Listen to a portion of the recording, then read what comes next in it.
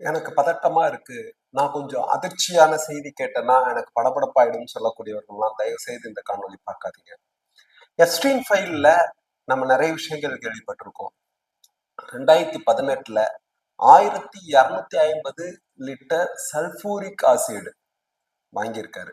இந்த சல்பூரிக் ஆசிடை வச்சு என்ன பண்ண முடியும் அப்படின்னா, கேட்கவே கொடூரமா இருக்கு. தயவு செய்து பலகீனமானவர்கள் கேட்காதீங்க. மனித உடல்களை உரு தெரியாமல் அழிக்க முடியும்னு சொல்றாங்க. இந்த மனித உடல்களை அழிப்பதற்காக பயன்படுத்தக்கூடிய இந்த சல்பூரிக் ஆசிட் 1250 லிட்டர். இதன் மூலமாக எத்தனை பிஞ்சு குழந்தைகளை இந்த உலகத்தில் இருந்து கரைய வைத்திருப்பார் என்பது தெரியல. நெஞ்சம் பதபதைக்கிறது இந்த விஷயத்தை கேட்கும் பொழுது. இப்படி ஒரு சம்பவம் நடந்திருந்ததுன்னு சொன்னா அந்த குழந்தைகளுடைய யோசிச்சு கூட பார்க்க முடியல.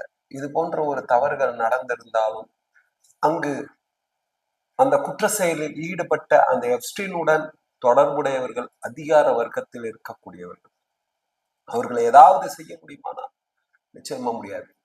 இது போன்ற கயவர்களிடம் எதற்காக தொடர்பில் இருந்தார்கள் அதிகார வர்க்கத்தில் இருப்பவர்கள் என்பது மிகப்பெரிய கேள்வி. இந்த கேள்விக்கு விடை இருக்கிறதா என்றால் நிச்சயமாக இல்லை. நன்றி, வணக்கம், ஜெயஹிந்த்.